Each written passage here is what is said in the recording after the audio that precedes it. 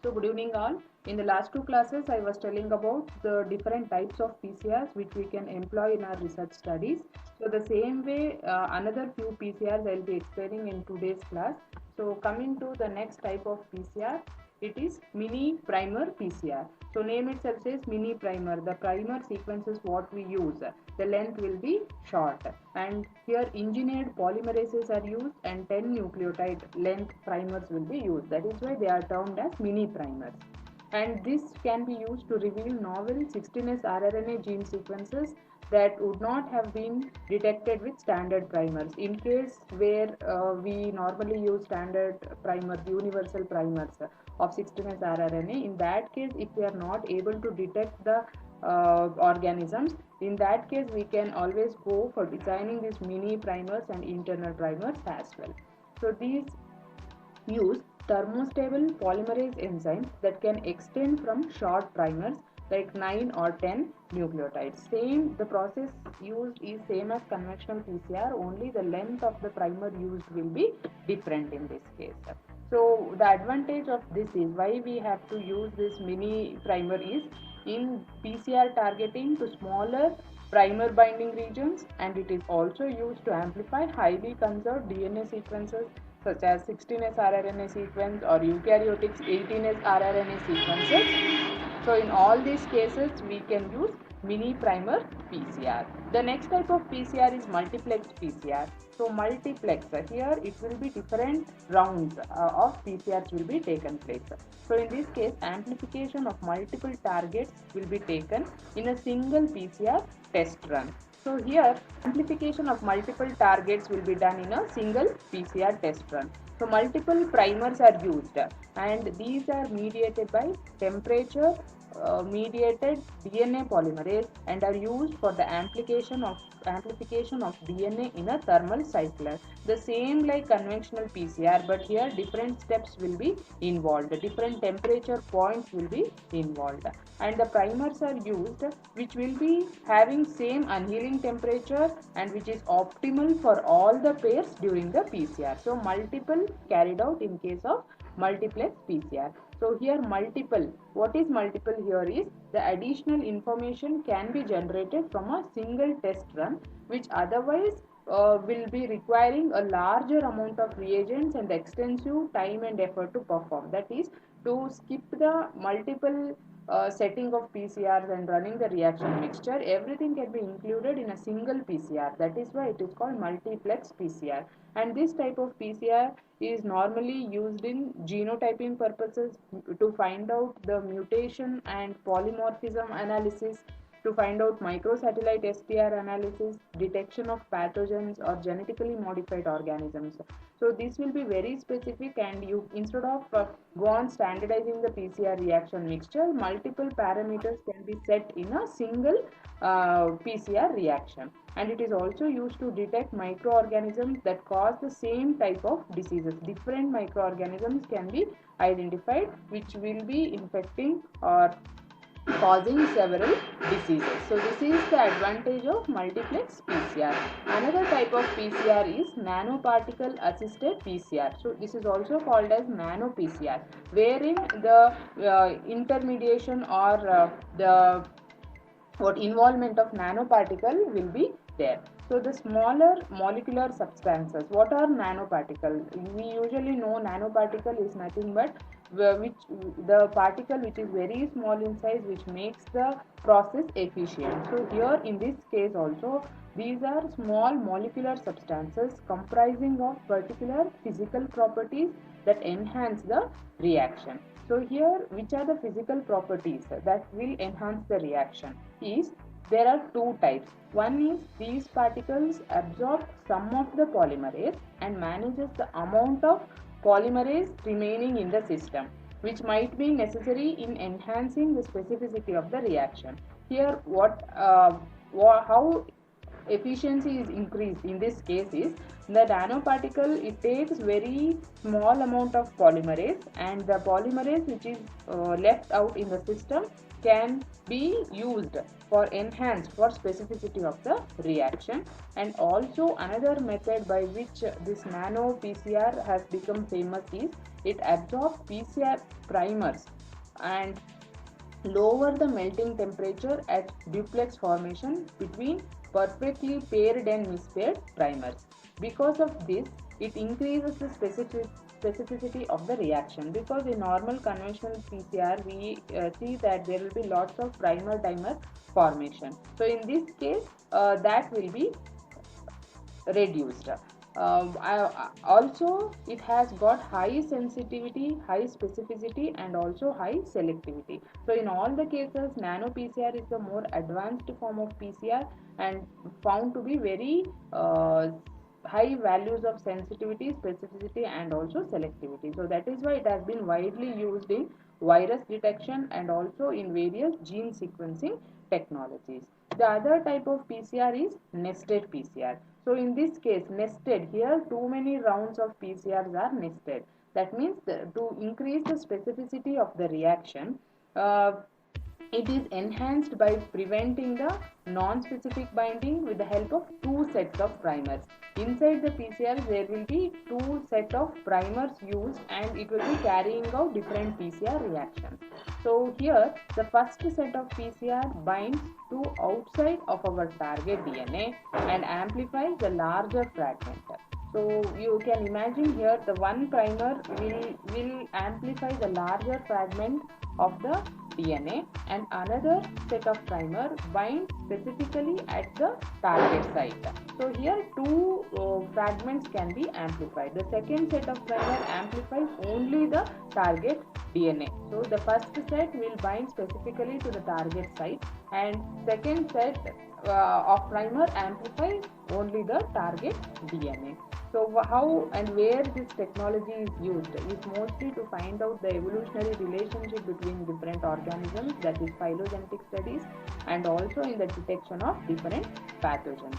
Since this process also has two set of primers, the sensitivity of the reaction is high, and also even if the sample is present in very lower quantity, lower DNA quantity is present, but still it can be amplified, which is not feasible in any other conventional PCR techniques. That is why nested PCR is very important here, as it amplifies smaller amount of DNA and also with higher sensitivity. The other type of PCR is overlap extension PCR, also called as OE-PCR. So here what is meant by this overlap extension is it is done splicing by overlap extension. So that is what is also called SOEing. This is a very valuable technique that is commonly used for cloning large fragments. If you have to clone large fragments inside the vector or any plasmid and making edits to cloned genes, or if you have to fuse two gene elements together, in all these cases overextension PCR can be used. And also here long DNA fragments can be amplified from the shorter ones. So this makes the gene cloning very efficient, and multiple site directed large fragments can be inserted, deleted, and also replacement can be done using this method. So this site directed mutagenesis means the creation of chimeric molecules or even cloning of large gene segments by splicing together the smaller pieces. That is where the overlap extension PCR is found very useful during the cloning process. The other type of PCR which most of us have heard about is real-time PCR, that is quantitative PCR or qPCR. So this PCR also called as real-time PCR, quantitative real-time PCR. This is a PCR based technique that couples amplification of target DNA sequence with quantification of the concentration. See here both amplification takes place as well as the quantification of the amplified DNA can be found out the concentration of the DNA species also can be found out using qPCR. That is why it is called quantitative PCR. Here, this analysis can be done by providing real-time detection of products during the exponential phase. We know that during PCR reaction, every cycle of the reaction, the number of copies will be formed in the exponential phase. So this value can be identified. How is because of the presence of the fluorescent dye what we use during the PCR reaction mixture. Here the nucleic acid present into the sample is quantified using the fluorescent dye or using the fluorescent labeled oligonucleotides. So in this case, while preparing the reaction, we will use the fluorescently labeled oligonucleotides. That is why we will be able to quantify the DNA concentration which is formed. And this qPCR or quantitative PCR is very important in genotyping and quantification of pathogens, also microRNA analysis, cancer detection, in counting or testing the microbial load and detection of genetically modified organisms. In all these cases, qPCR plays very important role. The other type of PCR is repetitive sequence based PCR. So here the primers that target non-coding repetitive sequences that is interspersed throughout the bacterial genome. The sequences which are non-coding and still they will be repetitively present throughout the genome sequence. So these primers will target such kind of sequences. The target or the target sequence will be having the blocks of non-coding regions, repetitive sequences, and this serve as multiple genetic targets for oligonucleotide probes. Probes are the primers what we use here. Targets the multiple repetitive sequences and non-coding regions, and this enables the generation of unique DNA profiles or fingerprints for individual bacterial strains. When we use more number of organisms and if we have to find out the polymorphism or the DNA profile or fingerprint of that particular organisms, then this repetitive sequence based PCR will work. So this is used in molecular strain typing of different bacteria and epidemiologic discrimination of various pathogens. So in the diseases where we don't know which kind of bacteria is infecting and we have to find out the name of the organisms in a very very rapidly, then in all these cases, that is epidemiologic discrimination of the pathogens which are responsible for the infection can be identified using repetitive sequence based PCR. Here only we will be observing the patterns which are formed or the DNA profile which is formed using the PCR technique. The other kind, again the most heard one is reverse transcriptase PCR, that is RT-PCR. So in case of viral detection and all, this will be used more. So RNA molecules are first converted into complementary DNA. As I said, virus and all, they'll be having RNA as genetic material. So these molecules, once RNA is isolated from any organism, then they will be first converted to complementary DNA molecules, that is cDNA, and that cDNA will be amplified by PCR. So that is why it is called as RT, reverse transcriptase PCR. So from RNA, DNA will be formed and then the target DNA will be amplified. So in this case, complementary DNA, it uses reverse transcriptase and this acts as a template for exponential amplification using PCR. So next, after formation of complementary DNA, that acts as template and usual PCR happens using complementary DNA as template, and this process can happen in single tube or as 2 steps in different tubes as well. So there are very fewer chances of contamination, and also the incorporation of variations is very less as we work at the RNA level in this case. So this method, this RT-PCR is used in research methods to find out the gene insertion, genetic disease diagnosis, and also in the detection of cancer. So in all these cases, RT-PCR will be used. The other type is reverse transcriptase real-time PCR. That is, we have seen about qPCR, we have seen about RT-PCR. So this is the combination of both, which is called as RT-qPCR, reverse transcriptase and real-time PCR method. So here reverse transcriptase real-time PCR, also called RT-PCR, this is helpful in quantification of DNA in real time after the amplification. So followed by amplification, again quantification also can be done. This we can club both reverse transcriptase PCR and qPCR. So using RNA, the PCR can be done, and also by converting it into cDNA, and cDNA acts as a template. And once the PCR is done, the end product can be quantified using this method. The other type is RNase H dependent PCR. So in this case, primers contain a removable amplification block on the 3 end. So here the primer will be modified such that there will be a removable amplification at the 3 dash end of the primer. So this is a blocked primer, and it can perform amplification depending on the cleavage activity of an RNase, and this is an enzyme which acts during hybridization to the complementary target sequence.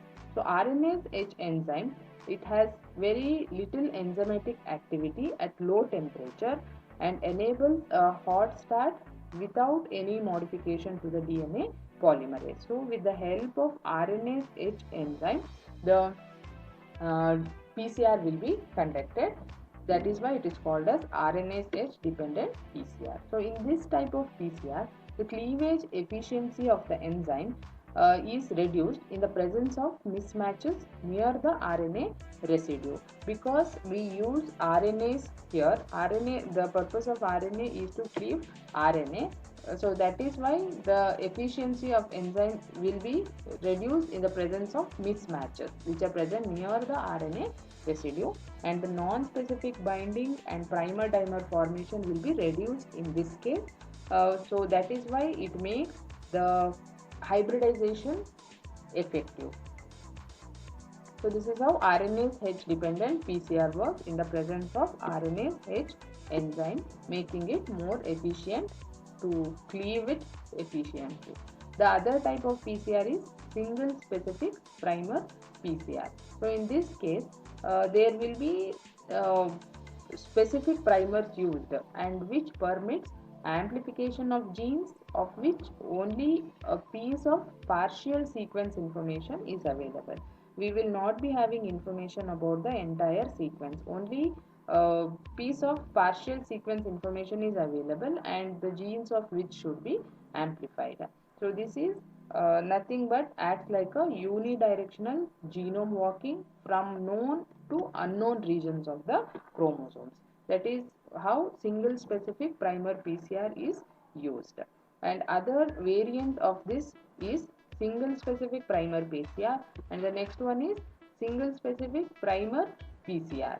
So that means SSP PCR, in this case amplification of double stranded DNA even when the sequence information is available at one end only.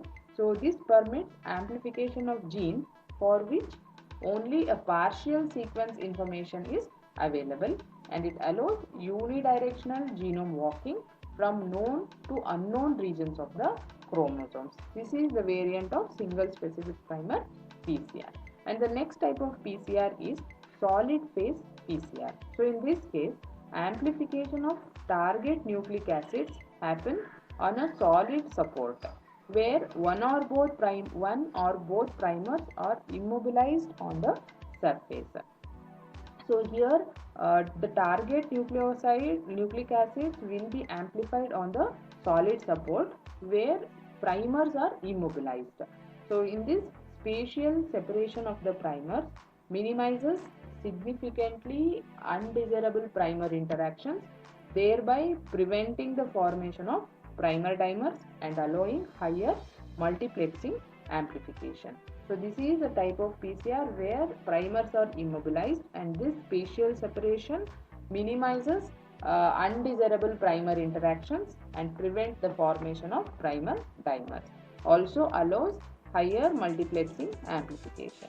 So why this method is used, why this immobilized or the solid phase concept is important is because this central idea of method is to attach pi dash end of the primer to a surface instead of letting the primer freely diffuse in a bulk solution. Free dash end will be attached. Here, freely diffusing DNA target can be captured on the surface and then copied by the polymerase. So, in this case, the probe or the primer will be attached at the phi dash end, and the whatever target DNA sequence which is freely diffusing in the solution, which will be captured on the surface, and further the chain will be elongated. This is called as solid phase PCR, where the primers will be attached to the solid surface. The next type of PCR is suicide PCR.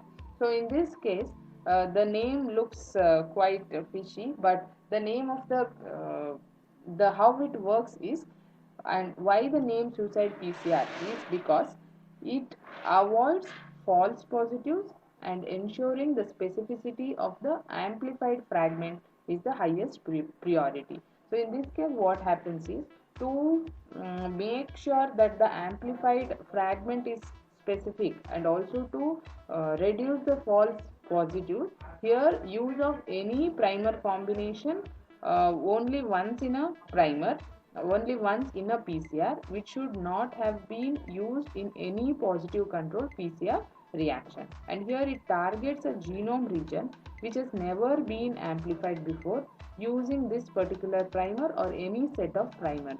So that means for any specific amplification of a gene, a new primer set will be used to reduce the errors. That is why it is called as suicide PCR, and in this case there will be no contaminating DNA from previous PCR reactions which is present in the lab, which could otherwise generate false positives. So that means to carry out a PCR reaction which will not be hindered by any other previous PCR reactions, and this type of PCR is used in paleogenetic studies which involve an examination of preserved genetic material from the remains of the ancient organism. So this, in case of paleontology, this suicide PCR is used, wherein specific primers will be designed for carrying out or amplifying a particular gene of interest. The other type of PCR is thermal asymmetric interlaced PCR, that is tail PCR. So in this case, recovery of DNA fragments adjacent to the known sequences can be done.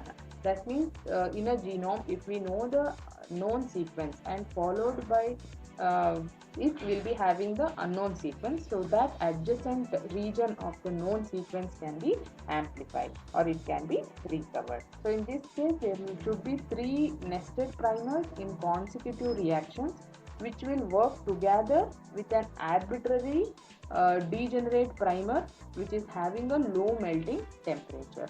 So in this case, it will be having 3 nested PCRs in a single PCR reaction, like happens in a consecutive reactions together with an arbitrary degenerate primer, and which will be having lower melting temperature. So the amplification frequencies of specific and non-specific products can be thermally controlled by this method.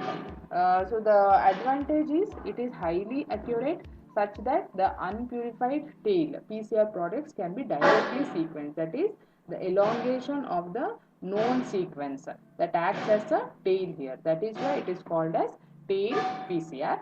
And this is helpful in cloning of full-length functional genes into the vector. So other type of PCR is touchdown PCR. So this is again the modification of normal conventional PCR, in which the initial annealing temperature is higher than the optimal TM of the primer and is gradually reduced over subsequent cycles until the TM temperature or touchdown temperature is reached. That means it is a slight modification of conventional PCR wherein the temperatures what we use, TM or primer annealing temperature, will be in a series until it reaches the touchdown temperature. So this increases the specificity of the reaction at higher temperatures. The temperature range will be around the TM, uh, where we assume that PCR will work at higher temperature. So it increases the specificity at that temperature and increases the efficiency towards the end by lowering the annealing temperature. So it works with the varying TM temperature of the primers. That is why it is called as touchdown PCR. The other type of PCR is variable number of tandem repeats, that is VNTR PCRs. So this acts as this VNTR acts as a important marker for individualization in forensic science, and this tandem repeats are the fragments that are amplified and that showed little variation within the species but did show differences between the species. That is why for identification of individual species in case of forensics, this VNTR PCR is used, and this successfully amplifies from a very small amount of genomic DNA by PCR reaction. So that's why VNTR PCR is normally used in forensic science where very small amount of DNA is present, and also for the individualization in forensic science. So far we have discussed up to 35 to 36 PCR, but in this, like normally we will be using some 3 to 4 PCRs, but it's time to make use of all the different types of PCRs for our customized research programs.